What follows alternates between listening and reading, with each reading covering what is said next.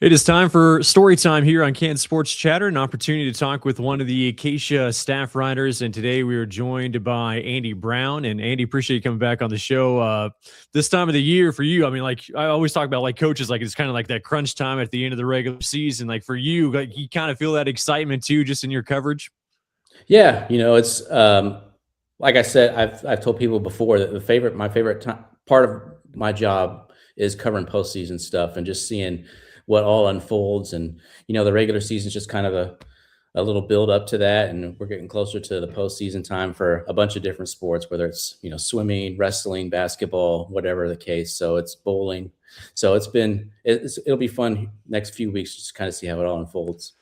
Well, on that east side of the state, you've seen a lot of really good basketball teams here the last few weeks. Shawnee Mission South, Olathe North, I mean, like there's some really good ones there, and you saw a pretty good game.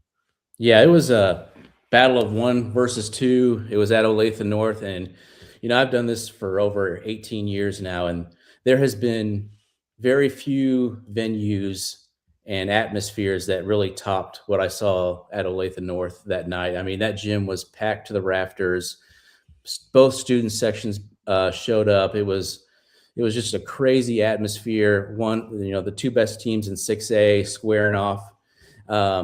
So and the game lived up to it. And Shawnee Mission South got out to a quick start, but Olathe North rallied back and even had the lead late before, Ben Allen hit a big jumper in the final seconds of that one for Shawnee Mission South to keep them undefeated on the year.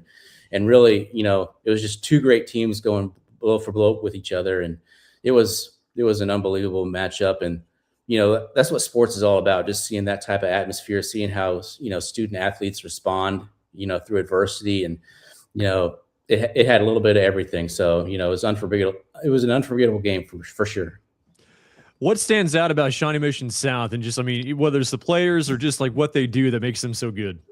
They're just, they're experienced. They had a great team last year, but they ran up against a really good Shawnee Mission Northwest team that won their second straight title. And but they got players like Ben Allen, a big forward on the inside, and Connor Kerrigan, Drake DeBon, Caden Davis. All those guys have a lot of regular season, postseason experience, and they just know how to play together. They make the extra pass. They do everything on the defensive end. They get on the floor. I mean, everything a coach dreams of, they are. And Coach, Brett McFall does a great job with them and that program. And, for right now, they seem to be the team to beat in 6A. I mean, you never know how it all unfolds in the postseason, but they just have a little bit of everything. They have inside play, outside shooting, great defense. I mean, so it'll be interesting to see how it shakes out in 6A, but Olathe North proved that they're almost just as good as they are. I mean, then that second half, Sam Simmons, the Olathe North point guard, just willed them to, he had 34 points in that game and was making big shot after big shot, feeding off the crowd. And, they have an awesome team too. So it'll be interesting to see if those two match up again and, how it turns out. But, Shawnee Mission South is just a great program. Bonner Springs, we had Drew Groover on the show a couple weeks ago, and just talking about his program, and they just keep humming right along, Andy. Yeah, I think there's a lot of people that might say, oh well, Bonner hasn't played that tough of a schedule. They're undefeated.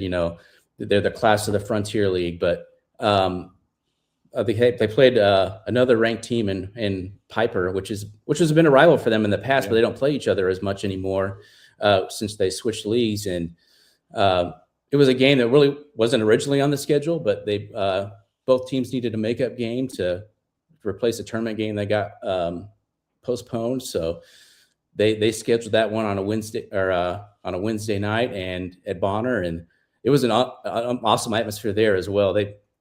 Both schools were, trading baskets, make big defensive plays, but Bonner, they did a little bit of everything. They hit from the outside. Jaden Jones, a sophomore, was just unbelievable inside. I think he had like 30 points and 10 boards. And it's a Bonner team that's kind of similar to Shawnee Mission South, as they do a little bit the little things. They play defense. They make the extra pass. They just play so well together. They have a lot of pieces that just seem to fit.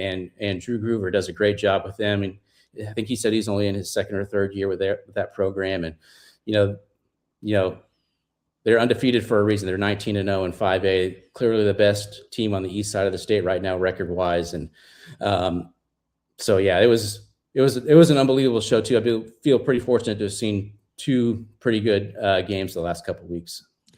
You mentioned, Brent Maycock and Ricky Peterson, they both came on and kind of gave me like some of their best like mid-season tournaments that they like going to, whether it's just the facility or just the atmosphere. But you mentioned like the Olathe North atmosphere for that ball game against Shawnee Mission South. Any other gyms that you've gone to that maybe rival that as far as the atmosphere is concerned? Honestly, I don't see it as much anymore just because a lot of the schools I go to, the gyms are just so much bigger now. Yeah. The noise just isn't the same. Olathe North's gym is older, is more, close to the floor. I mean, Coach McFall told me after the game was over, he's like, even if we see each other out of state, that atmosphere will not be the same as it was there at Olathe North, just because of, the arenas they're going to play in Wichita. If they get that far, it just isn't as conducive to that type of environment as what a small, intimate high school gym is. So not as much, but when I get to the smaller schools down like Southeast Kansas and stuff like that, a lot of them have smaller gyms, and once the band gets playing, it's just a fun atmosphere to be in. So Andy, appreciate the time. Yeah, you bet. Thanks, Cole. I appreciate it. That is Andy Brown. You can check out his work at KSHSAACovered.com.